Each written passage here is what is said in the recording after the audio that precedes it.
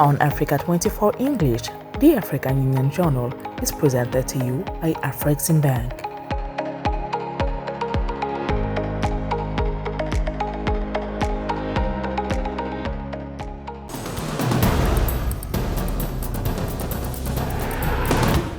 Welcome to the African Union Journal, your weekly rendezvous with news from the African Union.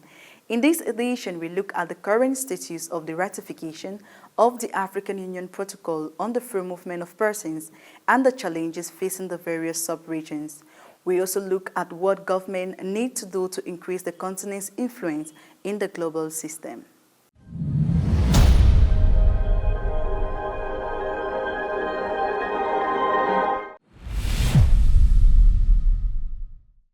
The African Union is urging member states to ratify the African Protocol on the free movement of persons. Signed in 2018, the protocol was envisaged to help the successful implementation of the Agreement on the African Continental Free Trade Area, AfCFTA.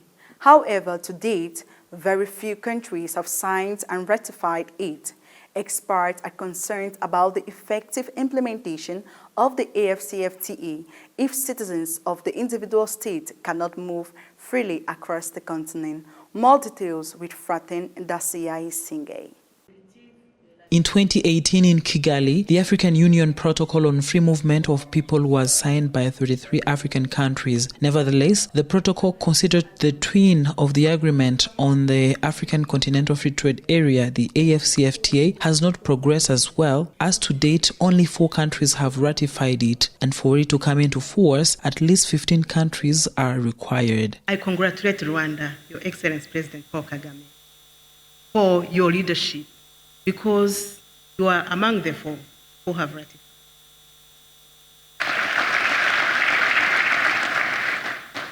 Others being Niger, Mali, and Sao Tome and Principe. Although current difficulties continue to have a negative impact on the African Continental Free Trade Area, officials say its organization is unwavering in its commitment to encouraging countries to increase intra-African trade. One of the key things we are discussing is that, we are talking about domestication and ratifications of the African Union Free Movement Protocol. And so the report is clearly saying, okay, why is it a slow pace? And we are wondering why, compared to the movement of goods and services, which is very worrying, because as Africans, we want goods to move. We want services to move, but we don't want the people who are moving the goods to move, which is very ironical. But I also know that countries have peculiar, challenges. Some of us have fears, and those are the things that bring us here. But what needs to be done to move forward and get the protocol on the free movement of people in Africa ratified? What is actually preventing countries from making up their minds?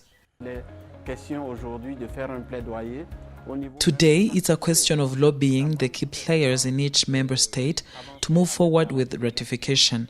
Better still, we need to make the RCs responsible for implementing the protocol and to maintain regular contact with them. They must agree to implement the protocol and ratify it through the principles of subsidiarity so that they can go directly to member states to lobby for a ratification of the protocol. The rationale behind the protocol is clear. The free movement of people as well as goods and services will promote integration and bring a whole range of other benefits like improving science, technology, education and research, and encouraging tourism. It could also facilitate intra-African trade and investment, increase remittances to the continent, promote labor mobility, create jobs, and improve living standards. In Africa, visa-free travel remains an indicator of cross-border integration. In order to attract more African foreign direct investment and stimulate economic growth, African countries are making slow but steady progress toward the total abolition of visa for Africans traveling across the continent. However, this initiative is hampered by employment and security concerns in some countries, which are still lagging behind in implementing the measure. More details with Rafaela Tulo. Although work is progressing across Africa toward a complete abolition of visas for Africans traveling to other African countries, visa restrictions remain particularly pronounced in North and Central Africa. According to the African Union, it is essential to maintain the momentum of visa liberalization to achieve the vision of the Africa we want of the African Union Agenda 2063. Adopting liberal visa policies will not only facilitate smooth travel, but will also significantly contribute to improving trade in goods and services, cross-border investment, and shared prosperity. We need to harness this interest to bring more and more tourists to this province from the rest of the country, from our continent, and from across the world as well. We are encouraged by the work that is underway by the province to upgrade existing tourism infrastructure. According to the African Development Bank, Africa has several countries that have removed visas for citizens of all African countries, notably Rwanda, Benin, Gambia, Seychelles, Zambia, Ghana, and even South Africa. The African institution indicates that in 28% of all intra-African travel scenarios, African citizens do not need a visa. However, a visa is still required in 46% of travel scenarios on the continent, down from 47% in 2022 and 55% in 2016. We'd like, the visa regime in South Africa to be made much more better than what it is. It is up to us to ensure that these endowments are harnessed for economic growth and for development. At the level of regional economic communities, ECOWAS records the highest rate of reciprocity in terms of visa exemptions, according to the AfDB. Experts justify the reluctance of some African countries to implement total visas waiver policies for all Africans by fears related to employment and security. Some countries believe that a complete visa waiver for all African citizens will increase criminality. By facilitating easier access to Zambia, the visa waiver will unlock economic opportunities through tourism, trade in goods and services, as well as employment creation. According to Minata Samata Sesuma, Commissioner for Health, Humanitarian Affairs and Social Development at the African Union Commission, the growth of trade in goods is closely linked to the liberalization of trade and services, both of which depend on the smooth movement of people across African borders without excessive bureaucratic obstacles. According to experts, catalyzing Africa's potential requires reforms of the multilateral system to ensure fair representation, enabling the continent to influence global decisions. By developing its regional blocs, Africa can strengthen intracontinental cooperation and increase its economic weight. Moreover, by attracting strategic investment and supporting innovation, Africa can position itself as a key player in sustainable growth on a global scale. A report by Fatma Nyang. Africa currently represents 18% of the world's population, but holds only 3% of the votes at the International Monetary Fund, a disparity that limits its influence on global economic decisions. A reformed multilateral system should be ensure fairer representation, allowing Africa to defend its interests and gain a stronger voice in international negotiations. That Africa has to remain a strong and influential global player. In pursuing this vision, to have an equal say in global decision-making, the African Union believes that a reformed multilateral system should be guided by a number of principles. The first being representation. It means getting a seat at the decision-making table. The African Union's Agenda 2063 aims, among other things, to promote sustainable industrialization, to enhance Africa's competitiveness on the global stage. By aligning with global sustainable development goals, Africa can not only stimulate its own development, but also actively contribute to addressing global challenges such as climate change and poverty. Do we want to really take the responsibility of the agency of being part of this world where 1 out of 4 persons will be African, and therefore assert our agency. And this boils down to, I could not stop thinking of the Agenda 2063. I think the Agenda 2063 really operationalized what Africa agency will look like. Africa has regional blocs with strong potential, such as the Economic Community of West African States, the Southern African Development Community, the Common Market for Eastern and Southern Africa, the Economic Community of Central African States, and the Arab Maghreb Union, capable of competing with major economic powers like the European Union and China. These regional blocs are essential for strengthening intra-African cooperation, attracting investments, and promoting economic integration, particularly through initiatives like the African Continental Free Trade Area, AfCFTA. Let's make ECOWAS work. Let's get ECAS to work. Let's get SADC to work. Those are huge blocs that can stand up to Europe, that can stand up to China. We don't need the entire continent to do that. Maybe someday, 50 years from now, we'll get there. In 2023, foreign direct investment flows to Africa reached $53 billion, according to the World Investment Report published on June 20, 2024. These investments are crucial for catalyzing infrastructure development, technological innovation, and job creation. They also strengthen Africa's global influence by fostering strategic partnerships with key economic actors while supporting long-term sustainable growth.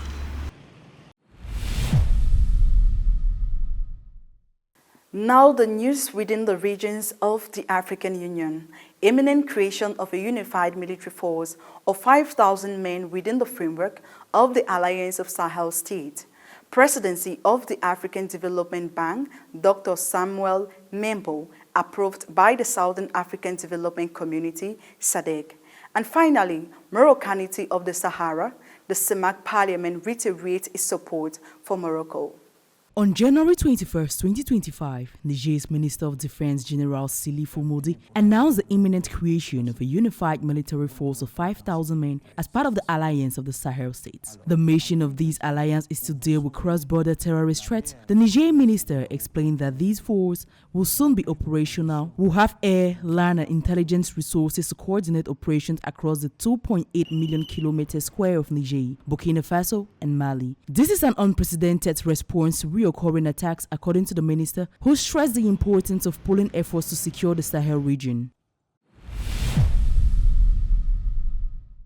In Zambia, Dr. Samuel Maimbo, candidate for the presidency of the African Development Bank, is positioning himself as a leader for the continent's economic transformation. In addition to his 30 years of experience, the candidate enjoys the official support of the Southern African Development Community. A vice president of the World Bank, he has mobilized $93 billion for the International Development Association and has recognized expertise in project financing, financial inclusion, and economic development. His strategy for the African Development Bank focuses on access to finance for key sectors such as agriculture, renewable energy, and digital technologies, while promoting public-private partnerships to support sustainable and inclusive growth. It should be noted that the African Development Bank will elect its new president during its annual meeting scheduled for the 25th and 26th May 2025.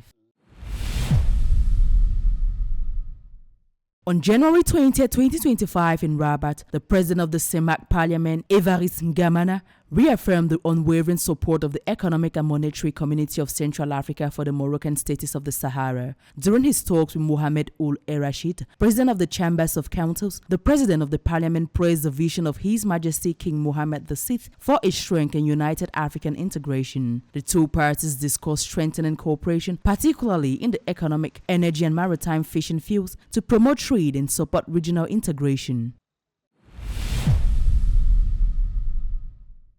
On January 16, 2025, Angolan President João Lourenço was received by his French counterpart Emmanuel Macron for a day focused on bilateral cooperation and regional issues. This meeting with the French head of state reflects a shared desire to strengthen ties between Angola and France while addressing regional and international challenges. More insight in this report. The state's visit of Angolan President João Lourenço to Paris, France on 16th and 17th January 2025 focused on economic cooperation and geopolitical issues. The meeting with French President Emmanuel Macron marked a new chapter in bilateral relationships between France and Angola. More than 430 million euros worth of contracts and investments were signed between the two parties. We discussed issues of great importance, and it was possible to establish a series of commitments, some of which are already reflected in the important legal instruments that we signed this afternoon, and whose implementation will help to boost our cooperation in a wide range of areas, including agriculture, health, sport, internal security, the environment, and higher education, among others. France is the main investor in Angola, with investment of 18 billion euros mainly in the oil sector. Agriculture, another pillar of this cooperation, has led to agreements on irrigation and the recovery of the coffee industry. In addition to these economic aspects, francophone and cultural issues are of particular importance, according to the Utilisées, which points out that Angola, a Portuguese-speaking country, has joined the Organisation Internationale de la Francophonie in 2023 as an observer.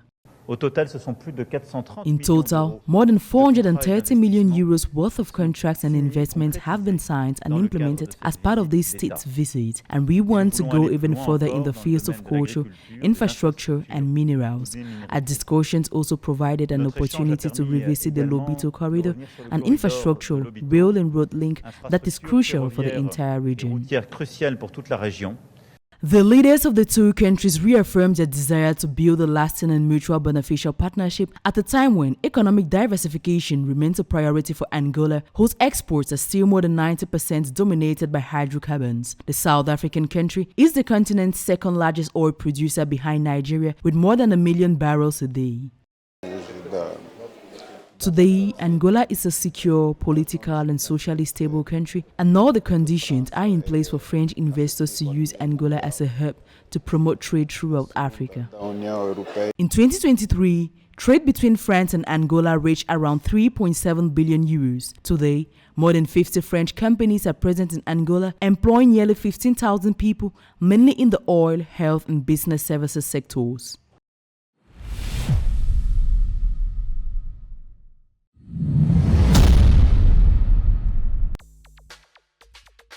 Ethiopia is set to host the 38th Ordinary Session of the Assembly of the African Union from February 15 to 16, 2025. The Assembly of Heads of State and Government, the supreme decision-making body of the African Union, will be preceded by the 46th Ordinary Session of the AU Executive Council from February 12 to 13, 2025. The African Union Summit in February 2025 will elect a new president of the Pan-African Institutions Commission, a new vice president and new commissioners. The third Arab Land Conference will be held in Rabat from February 18 to 20, 2025 under the theme Land Solutions for Investment, Resilience and Innovation. The conference is a milestone in the promotion of good land governance for the realization of social, economic, environmental and peace dividends in the Arab region. It will provide an opportunity to share knowledge on best practices and innovations, build capacity and promote collaboration and coordination between land sector players. The 5th Annual Finance in Common Summit will be held from the 26th to the 28th of February 2025 in Cape Town in the Republic of South Africa, with the overreaching theme of fostering infrastructure and finance for fair and sustainable growth. In the run-up to South Africa's presidency of the G20, the summit will focus on key development issues such as infrastructure for climate action, adaptation and resilience, inclusive finance and digital transformation. The event will be a solutions summit where public development banks and their stakeholders will present concrete, positive impact responses aimed at making sustainability the new norm in finance.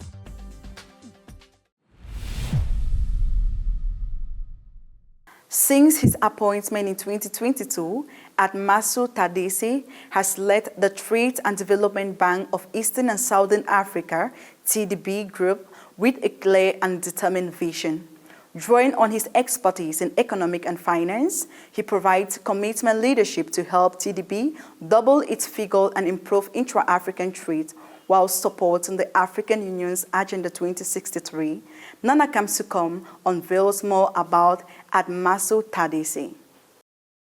Admaso Tadese has been president and group CEO of the Trade and Development Bank of Eastern and Southern Africa since 2022. Previously, he led the PTA Bank and its transformation into TDB. Under his leadership, the TDB Group has expanded into a number of new markets, with new business units and strategic subsidiaries achieving investment-grade credit and increasing its total assets approximately tenfold to $10 billion by 2023. Its share capital has also multiplied, with its investor base more than doubling to 44 shareholders. Awareness of the imperative, the challenge, and the importance of doing much more in that segment. And I think at least the sensitization is there. Now it's just the practicalities, how can we move the needle further? How can we do it in a sustainable way?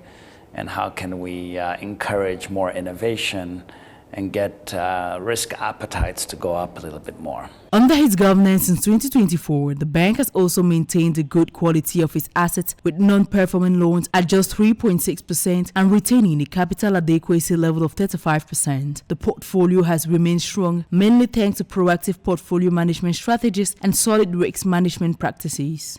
We need to find ways to work together. So we have a number of clubs and syndications where we get together and co-finance projects, we co-finance facilities, because we obviously all have to share. Admaso Tadese has received a number of distinctions and awards, including African Banker of the Year, African Business Leader of the Year, and Development Banker of the Year. Border regulations, there's different types of regulations that need to be updated in the context of the AFCFTA to allow cross-border transactions to happen more seamlessly, more easily, and at an efficient cost as well. Since 2022, impressive progress has been made under Admaso Tadese's leadership, enabling the group to win several awards as well and distinctions, including the African Banker of the Year award presented at the beginning of 2024 at the prestigious African Banker Award ceremony. The group intends to maintain and improve these positions.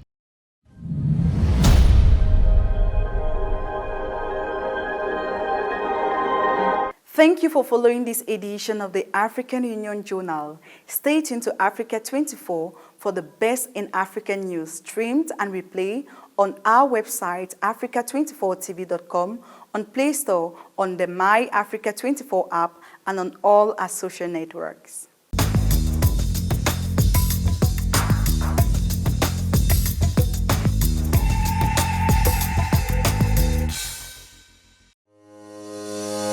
On Africa 24 English, the African Union Journal is presented to you by Afrexim Bank.